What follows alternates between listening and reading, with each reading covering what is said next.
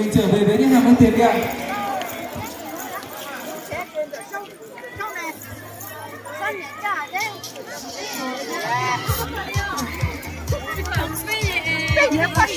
Và đội ngũ lễ tân của phía gia đình trong môi trường chuối và sắp xếp hàng cái cổng là tuyệt vời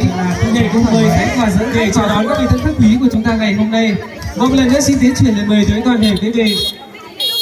Vâng, là đúng là trong năm mới có một ngày và trong ngày chỉ có 1 giờ, cũng như trong cuộc đời của cô dâu và chú rể cũng chỉ có một lần duy nhất, đó là ngày hôm nay, ngày đẹp nhất, ngày phúc nhất trong cuộc đời của cô dâu và chú rể. Như vậy, xin tiến chuyển lời mời tới toàn thể quý vị, chúng ta cùng di chuyển bước chân của mình, cùng trở về với những hàng vân tiệc để chúng ta sẽ cùng nhau nhập tiệc, sẽ cùng nhau nâng những ly rượu nồng nàn tình cảm để gửi lời chúc, lời phúc, lời mừng tới cô dâu và chú rể, cũng như hòa chung niềm vui hạnh phúc cùng với hai bên gia đình chúng tôi. Một lần nữa xin kính chuyển lời mời tới toàn thể quý vị,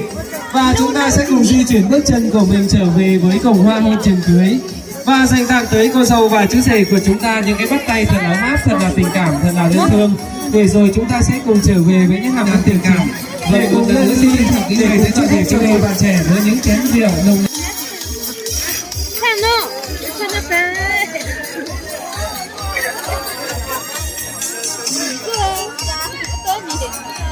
Muốn đâu?